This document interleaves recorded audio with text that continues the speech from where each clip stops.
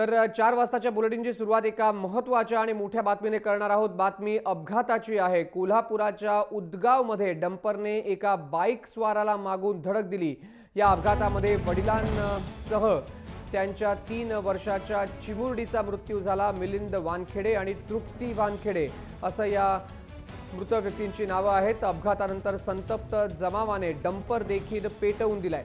यावेळी डंपर चालकाने पळ काढण्याचा प्रयत्न केला, मात्र संतप्त जमावाने पाठलाग करत या डंपरची तोडफोड केली। डंपर चालक मात्र फरार झालाय।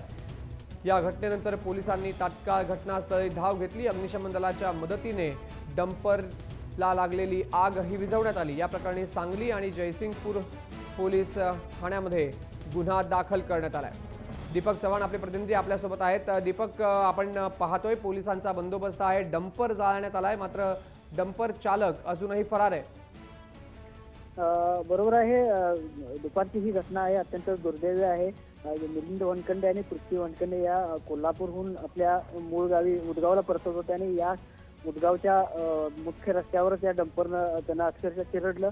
अपघातानंतर प्रसंगावधान राखून डंपरनं थांबणं गरजेचं होतं, ड्रायव्हरनं चालकानं थांबणं गरजेचं होतं, मात्र तो डंपर पसार झाला। त्यामुळे तिथल्या स्थानिक नागरिकांनी डंपरचा पाठलाग केला आणि तो अंकली नजीकच्या एका वीट भट्टीत हा डंपर लावलेला आढळून आला आणि डंपर चालक तिथून पळून गेला।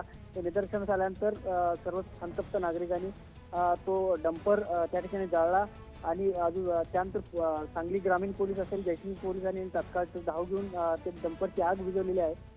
अजून तरी त्या डंपरच्या चालकाचा शोध पोलीस घेत आहेत। अद्याप त्याला अटक झालेली नाही, मात्र या दुर्दैवी घटनेनं परिसरामध्ये हळहळ व्यक्त केली जाते। धन्यवाद दिलेल्या माहितीबद्दल।